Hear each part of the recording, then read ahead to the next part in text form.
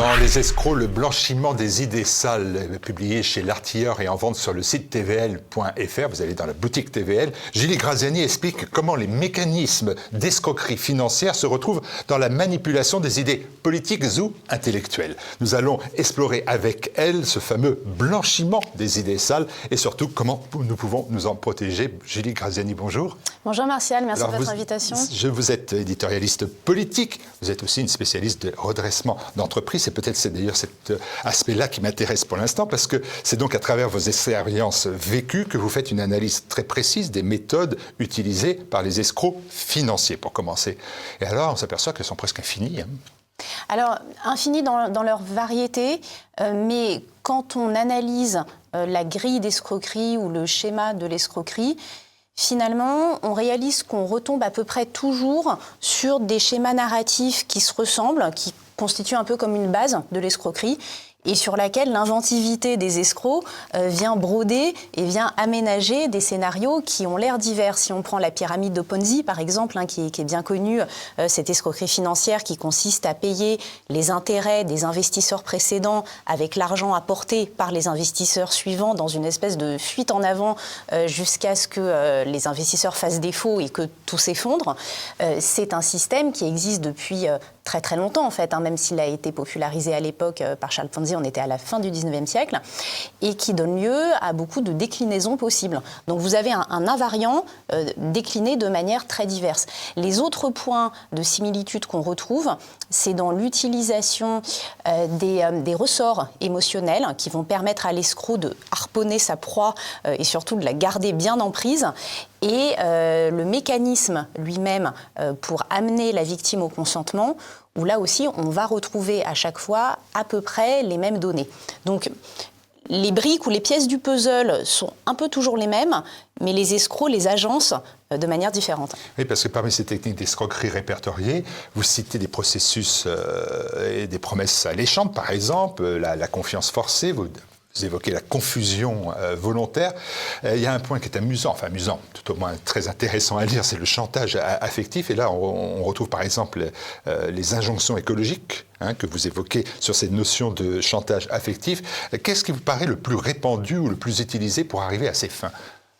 Un mode d'emploi quasiment. En fait, c'est souvent un composite de plusieurs méthodes. Et c'est là où l'escroquerie va être la plus efficace. C'est des choses qui sont vraies en matière d'escroquerie financière, d'escroquerie intellectuelle. Il y aurait même un troisième domaine qu'on peut explorer. Je l'aborde dans le livre avec un peu plus de précaution, puisque ce n'est pas mon métier, je ne suis pas psychologue de formation, mais je me suis beaucoup inspirée des analyses de Marie-Estelle Dupont sur les sujets d'emprise. Et on retrouve dans l'emprise psychologique, dans les mécanismes de perversité, ces techniques aussi manipulatoires des escroqueries. Donc, ces techniques, qu'est-ce qu'elles sont ? Les ressorts émotionnels, au nombre de 3 en général.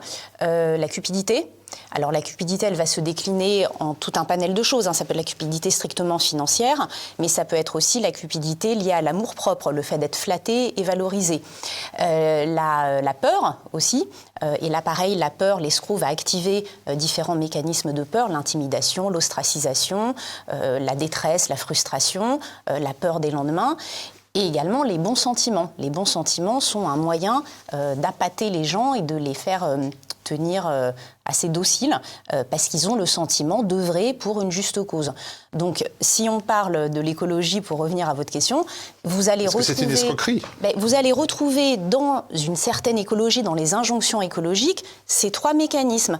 Vous allez retrouver l'amour-propre. Le militant écologiste est érigé en sauveur de la planète. Votre geste le plus anodin compte, on lui donne une portée, un poids démesuré. Donc, c'est à la fois très valorisant et très intimidant. Parce que si votre petit geste peut sauver la planète, dans l'autre sens, bien sûr, votre petit geste qui vous semble anodin peut la détruire. Donc on a, voyé, cette forme d'ambivalence.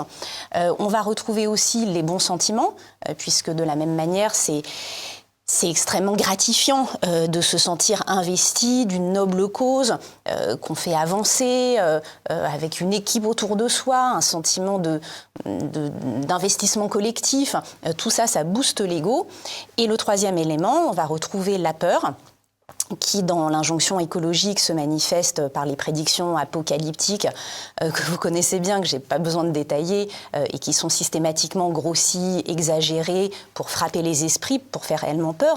Ce qu'on appelle l'éco-anxiété, c'est malheureusement une réalité chez les jeunes et chez beaucoup de gens de notre génération, même si elle est induite.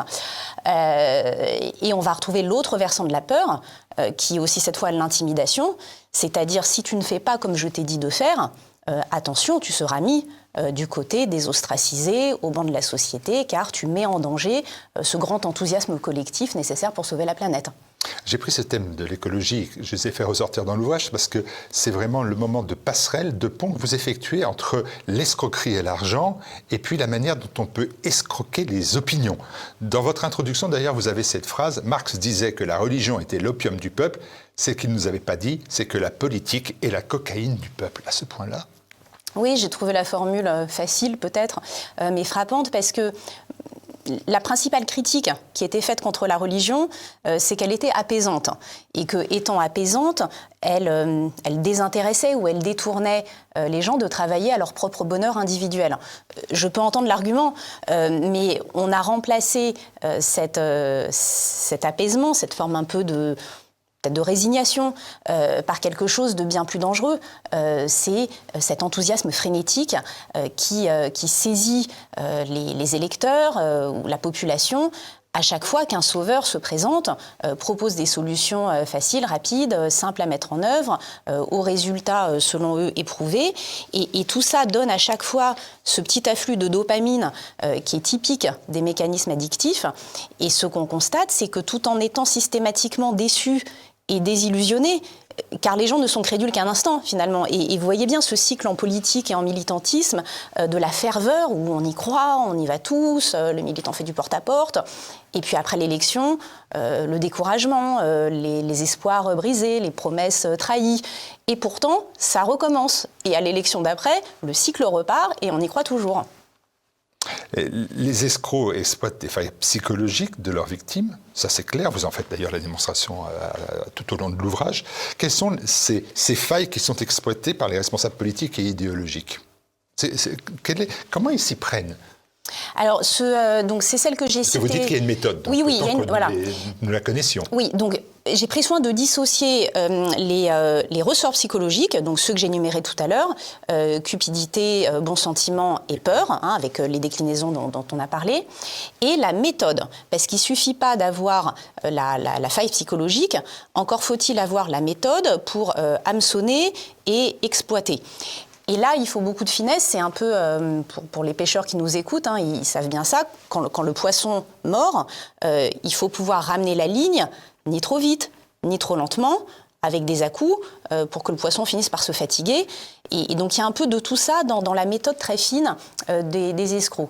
Donc ces méthodes, à son tour, elles vont reposer sur 3 mécanismes. Et là, encore une fois, on va le retrouver dans les escroqueries financières, dans l'emprise émotionnelle, et dans les escroqueries intellectuelles. La première, c'est la confiance. La première tâche de l'escroc, c'est de vous inspirer confiance, pour que vous ne soyez pas enclin à poser trop de questions, à questionner trop son discours. L'escroc sait que si vous le soumettez à une grille d'analyse rigoureuse, des incohérences finiront par apparaître. On y reviendra dans comment détecter les escrocs. Ensuite, il doit vous présenter une solution, une proposition qui est suffisamment appétante, attractive, pour que vous ayez envie d'y croire et que, lui faisant confiance et ayant envie d'y croire, vous désactiviez 2 fois votre système de réflexion critique. La 3e pierre de l'édifice, qui vient en général après les 2 premières, c'est ce qu'on va appeler créer de la confusion. C'est la technique des prestidigitateurs. Je lance ici, des fleurs pour que votre regard soit attiré là et que vous ne regardez pas ce que je fais avec ma main ici. Donc la confusion, elle va être créée en général par le sentiment d'urgence. Et ça, vous allez retrouver cette invocation à l'urgence dans différents courants politiques. J'ai visé en particulier l'écologie et les mouvements anti-immigrationnistes. Les 2 partagent ce thème de l'urgence permanente, avec cette contradiction absurde d'ailleurs que c'est toujours urgent, mais ça fait 20 ans que c'est toujours urgent, et sans doute que dans 10 ans, ça sera toujours aussi urgent. Donc c'est une espèce d'urgence perpétuelle, ce qui est une absurdité intellectuelle.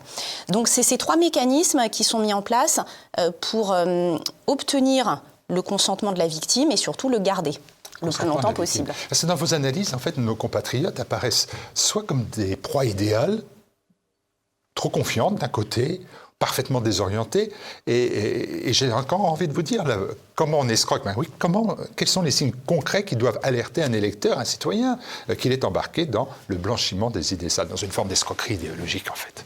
Oui, alors d'abord, c'est pas toujours simple, hein, et je voudrais pas donner l'impression que moi-même, parce que je suis détentrice de cette grille d'analyse, je ne pourrais jamais me faire avoir. En fait, vous, moi, tout le monde, on peut à tout moment se faire avoir. Ah oui, vraiment, vraiment. D'ailleurs, je le dis en conclusion, j'ai commencé cet ouvrage en pensant que je détenais la méthode. Et au cours de la rédaction, je me rends compte moi-même que j'étais en train de me faire escroquer dans un autre domaine. Alors peut-être que la rédaction m'a rendue plus sensible, plus fine dans l'analyse, mais en tout cas, ça peut nous arriver tout le temps, et les chiffres parlent d'eux-mêmes, hein. C'est extrêmement répandu dans la vie financière. Ça n'arrive pas qu'à des gens qui sont ni dépourvus de capacité intellectuelle, ni trop confiants, ni trop crédules. Ça arrive vraiment, vraiment à tout le monde. Une fois qu'on a dit ça, il est toujours temps de reprendre le contrôle quand même quand on a été embarqué dans une escroquerie, et de la réaliser. Donc, quels sont les signes, quels sont les critères qui doivent nous alerter?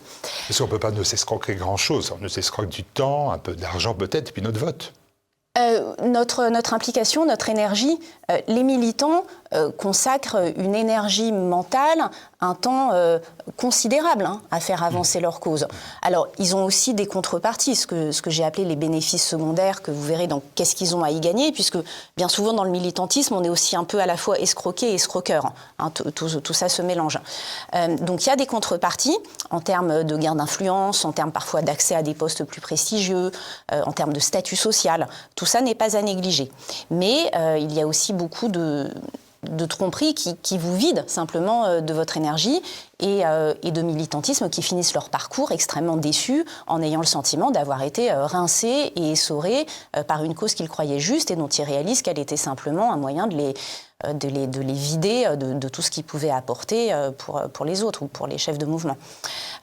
Donc si on en revient maintenant à votre question de comment on arrive à repérer une escroquerie, ou en tout cas à limiter les risques de ne pas la repérer, là, je me suis inspirée d'un système qui est maintenant bien rodé, qui a été développé d'abord dans les banques, les institutions financières, pour repérer les fraudes. L'idée est toute simple. On avait avant, en matière de lutte anti-blanchiment, des opérateurs financiers qui, ils avaient des soupçons, mais ils n'avaient pas de preuves. Et ils étaient un peu dans cet entre-deux, de se dire, tiens, c'est curieux, je sens pas bien l'opération qu'on me demande, mais je peux pas vraiment dire non, parce que j'ai aucun élément suffisamment matériel. Et petit à petit, les pouvoirs publics aussi s'en sont mêlés, et on finit par réaliser que la fraude, mais alors ça pour faire un tout petit détour par le droit, si vous me permettez pour le comprendre, l'effet très efficace, l'efficacité de la fraude, elle repose sur le fait que, en apparence, ça a l'air légal. Donc, la personne en face est assez démunie parce que, sauf à faire un procès d'intention en disant « non, mais je pense que tu me demandes ça pour des mauvaises raisons », ce qu'on a du mal à faire pour des raisons évidentes de politesse, on n'a pas tellement d'arguments à opposer. Et une autre caractéristique, c'est que l'escroc a toujours réponse à tout. Si vous lui mettez une contradiction en face, si vous lui posez des questions, vous sentirez qu'il est un peu mal à l'aise, mais il aura toujours une réponse à apporter. Donc, à un moment donné, les services de lutte anti-blanchiment se sont dit, ça suffit, en fait, on va arrêter de nous prendre pour des idiots, et on va renverser la logique en disant maintenant, ce qui doit faire des critères d'alerte, c'est plus la preuve matériellement établie, le flagrant délit, le truc où on est 100% sûr, c'est une accumulation de petits soupçons, de petites lumières rouges qui s'allument. Et quand on commence à en avoir plusieurs, ça finit par dessiner un schéma et c'est pas normal. Un peu ce qu'on va appeler le faisceau d'indices concordants. Donc, pour essayer de les repérer, maintenant, quand un banquier reçoit un client ou un notaire reçoit un client, ou les professions réglementées d'une manière générale, même si ce client inspire confiance, est éminemment sympathique et que son histoire a l'air de tenir debout au premier abord, il est systématiquement soumis à une batterie de vérification extrêmement poussée. Donc on va lui demander son identité bien sûr, d'où viennent ses fonds, donc quelle est l'origine des fonds, ce qu'ils comptent en faire. On va évaluer la pertinence du projet économique. Et toute cette grille d'analyse sert à repérer des petites incohérences quand il y en a. Quand vous avez trop d'incohérences, c'est que quelque chose ne va pas. Et c'est ça qui permet bien souvent de détecter l'escroquerie si on applique la même grille d'analyse aux escroqueries intellectuelles. À vous lire, on a le sentiment, c'est quelque chose qui, au fur et à mesure de la lecture de votre ouvrage, m'est venu à l'esprit. Je me suis dit, alors, toutes les idées politiques, elles peuvent être emballées comme des produits. On a face à nous un véritable industrie du packaging idéologique. Ce sont dans l'ouvrage, ce ne sont pas mes termes. Et je me suis dit, non mais c'est pas mal, j'aurais pu le prendre. Ouais. C'est une vision un peu cynique et finalement pas exacte. Premièrement, déjà vous dites, j'ai ciblé les écologistes et les immigrationnistes ou les politiques immigrationnistes et en fait dans la réalité vous visez tout le monde. Je veux dire, personne ne passe en dessous de vos fourches codines. Absolument, et c'est la méthode qui est utilisée en analyse financière. On s'intéresse davantage à ce que fait la personne, à la manière dont elle agit concrètement, plutôt qu'à ce qu'elle déclare être son intention. Est-ce que ce n'est pas une forme de dépit tout ça, de votre part ? Est-ce que finalement, je vous pose la question méchamment, c'est pas une forme d'échec que vous avez peut-être vécu dans ce qui était le parapolitique, dans ce qui était l'intellectuel, l'idéologique, et que vous vous vengez ou vous prenez une revanche ? Non, pas du tout. Pas du tout. Mais non, parce que j'ai pas du tout le sentiment d'avoir vécu des échecs. Au contraire, j'ai toujours été très bien accueillie dans tous les médias où je me suis trouvée. Et j'ai aussi beaucoup apprécié... et ça c'est très important. Quand je vais dans les différents médias qui m'invitent, c'est souvent pour faire des formats qui sont du type débat. Et en fait, c'est merveilleux ces formats de débat parce que c'est ce qui permet, puisque vous avez des personnes qui ont des idées différentes, des logiques différentes, des biais différents, et qu'aujourd'hui, il y a quand même un vrai effort de diversité à l'intérieur des médias, quoi qu'on en dise. Donc vous vous retrouvez avec un contradicteur, ou 3, ou 4, et là, tout le monde débat. Et le débat, c'est la meilleure antidote aux escroqueries intellectuelles. Et on retrouve ça aussi dans le domaine juridique. Le domaine juridique, évidemment, est très soucieux de ne pas verser dans l'escroquerie. Il est là pour les déminer, pour y mettre un terme. Mais quand quelqu'un plaide son dossier, il va le plaider à sa manière, il raconte l'histoire à sa façon, il sélectionne les pièces, il met en lumière certains arguments, il en occulte d'autres. Donc qu'est-ce qui permet de faire émerger une vérité ? C'est quand la personne en face vous dit « Attends, t'as oublié de parler de ça. Attends, tu n'as pas donné cet exemple. Ça, c'est pas passé exactement comme ça. » Donc ce choc des opinions, il permet vraiment d'éviter cette propension qu'on peut tous avoir à glisser sur la pente de nos idées naturelles, à forcer un peu le trait et à utiliser des moyens déloyaux pour convaincre. Donc non, c'est vraiment... non, il ne faut pas que vous y voyez du cynisme. Et d'ailleurs, lisez la conclusion parce que c'est vrai qu'en conclusion, je veux dire, ça pourrait paraître très décourageant. Peut-être qu'au terme de cet ouvrage, vous vous dites, oh là là, on va se méfier de tout le monde. Et je dis, en fait, non, il ne faut pas le voir comme ça. Je vais y venir. Non, mais voilà, parce que déjà, par exemple, est-ce que vous ne faites pas abstraction de la sincérité des uns, des notions d'abnégation pour beaucoup d'autres ? Il y a quand même vraiment des gens qui sont sincères. Dans les idées, dans le débat des idées, dans le monde politique, il y a des gens qui sont sincères. Ou qui ont leur propre sincérité, si vous voulez que j'amoindrisse mon propos.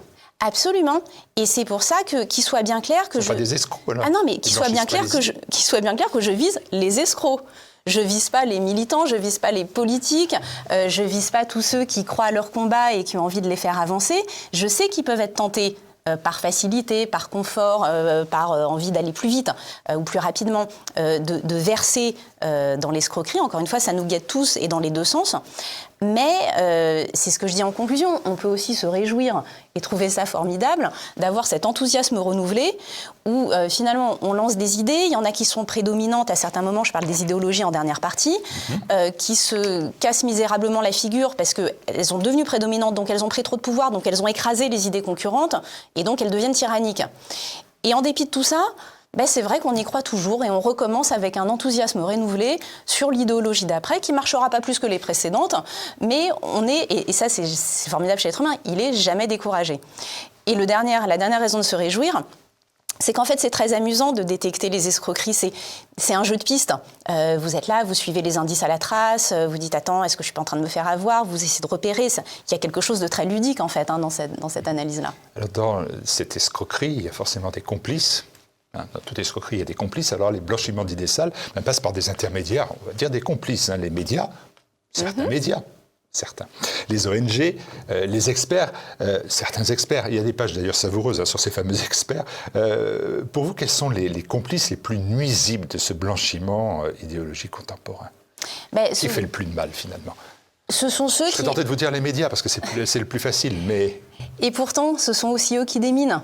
Enfin, en fait, vous voyez, j'ai du mal à cibler une catégorie particulière, et ça reste toujours dans le fonctionnement adopté. Un média pourrait être un formidable débunker le lundi matin, et contribue lui-même le jeudi après-midi par biais idéologique à valider une escroquerie en fonction de ses propres biais d'influence et cognitive. Donc, encore une fois, personne n'est à l'abri. Je fais un zoom sur la question des experts, parce qu'ils ont pris une place prédominante ces dernières années. Et ça, pour le coup, il faut bien qu'on arrive à les remettre à leur place d'experts et pas davantage. Quand ils le sont, vraiment? Alors, oui, déjà quand ils le sont vraiment. Et je rappelle pour ça un des principes, encore une fois, fondamentaux en contradictoire et dans les procès, qui est que l'expert a toute son importance, mais... il doit d'abord être indépendant, c'est-à-dire que s'il commence en étant suspecté par les parties de parti pris, il doit tout de suite être récusé. Donc déjà les experts dont vous sentez très vite de quel bord ils penchent, méfiance. Ensuite, il doit se limiter à son champ de compétences et ne pas en sortir. Donc quand un expert, on va prendre l'exemple du rapport du GIEC, qui est aujourd'hui érigé en expertise irréfragable. Bon, la conclusion du rapport du GIEC est une conclusion politique. Ce sont des prescriptions de vie en société, d'amélioration. À ce moment-là, on n'est plus dans une expertise. On repasse dans le champ politique. Donc, il est factuellement erroné de dire le GIEC, en sa qualité d'expert, nous a préconisé de liste des injonctions écologiques. Non, à ce moment-là, il perd sa qualité d'expert, donc il est plus légitime à vous dire quoi faire. C'est une organisation politique. C'est une préconisation politique, c'est une préconisation militante, ça n'est plus de l'expertise. Et quand bien même ça serait de l'expertise, dernier principe de l'expertise, le juge n'est pas tenu par les conclusions de l'expert. Jamais. Donc même si un expert vous dit que lui, il valide que c'est ABCD, c'est vous le citoyen, c'est vous qui votez, c'est vous qui êtes responsable de votre comportement et qui devrez en assumer les conséquences, c'est vous qui décidez, c'est pas l'expert à votre place. Bonne prescription. Votre livre appelle à un usage raisonné du soupçon. On va arriver à cette fameuse conclusion, loin de toute paranoïa. Mais comment peut-on développer cette vigilance sans tomber dans le tous pourri? Non, parce le tous pourri, vous voyez à quoi ça mène. Non, mais parce que justement, ça permet de discriminer. Regardez, dans la vie des affaires, si je vous propose une bonne affaire, vous allez vous dire, bon, c'est vraiment une bonne affaire ou c'est une escroquerie ou un scam? Ça peut être les deux. Vous n'en savez rien au début. Donc, vous allez analyser la bonne affaire que je vous propose en me posant tout un tas de questions. Et plus vous allez me poser des questions sans concession, plus dans la vie des affaires, je vais vous considérer comme un interlocuteur sérieux. Et dans les deux sens. Donc, le doute raisonné, l'esprit critique, c'est vrai que dans la vie intellectuelle, c'est mal vu. C'est souvent vu comme du complotisme, ou du pinaillage, ou de la mauvaise foi, ou de « ah, on a envie de m'embêter ». Bon, bizarrement, c'est mal vu. Dans la vie des affaires, je vous assure que quand vous proposez un projet, par exemple, à un banquier, le banquier il vous demande sa document, il épluche tout, il vérifie que c'est cohérent, il vous pose 12 000 questions et il teste la robustesse de votre projet. Donc, cette analyse critique, justement, elle vise à éviter le tous pourri en mettant bien à part ce qui relève d'un pourrissement de l'esprit et ce qui reste vraiment une bonne idée, une bonne cause, défendue loyalement avec des moyens normaux. Donc ça évite justement ça. Vous voyez, et de la même manière qu'une fois qu'on a bien délimité le terrain de l'escroquerie, il reste toutes les bonnes affaires qui restent encore très motivantes à faire et dans lesquelles les gens vont coopérer normalement. Vous ne créez pas une société de la méfiance. Vous me dites non, je ne crée pas la société de la méfiance. Mais la méfiance, vous savez bien, elle fragmente, elle paralyse, quoi. La confiance, la bonne foi, c'est contagieux, vous savez, des actes de confiance, ça existe. Voilà, tu as ma parole. Oui, mais tu as ma parole, Martial, ça c'est un acte de confiance. La confiance, ça existe encore. Non mais rassurez-moi, quoi, parce que sinon, c'est invivable, votre société. La confiance, elle se gagne. Le crédit se gagne. Quand quelqu'un vous connaît, il vous fait crédit. S'il ne vous connaît pas, il ne vous fait pas crédit. C'est normal. Donc il n'y a pas de confiance ab initio, et je sais que c'est mal vu dans notre société qui est très pétrie de bienveillance, d'inclusivité de prime abord. Donc démarrer une relation sur un mode de réserve, en disant attends, j'observe, je vais voir ce que ça donne. Aujourd'hui, ça a tendance à être considéré comme de l'impolitesse, voire de l'hostilité, comme si je vous rejetais. Non, c'est pas ça. Et d'ailleurs, dans les sociétés traditionnelles, j'en parle aussi un moment, il y avait tout un mécanisme d'intégration progressive de l'étranger dans la communauté dans laquelle il arrivait, qui n'était pas un mécanisme d'exclusion, c'était le contraire, c'était un mécanisme d'inclusion progressive pour savoir si cette personne-là, on pouvait lui faire confiance ou pas, si elle allait adopter l'école, et si elle était digne de foi. Et c'était au contraire très positif. Donc ne prenons pas une réserve de bonne aloi, qui est normale, qui est prudente pour tout le monde, pour de l'hostilité, c'est pas du tout la même chose. On va lire tout cela, C'est Les escrocs, le blanchiment des idées sales, et puis on va pouvoir découvrir comme ça comment on peut se protéger de ces idées sales et puis rétablir la confiance, si vous êtes bien d'accord. Absolument. Merci Julie Frazeli. Merci Martial. Merci.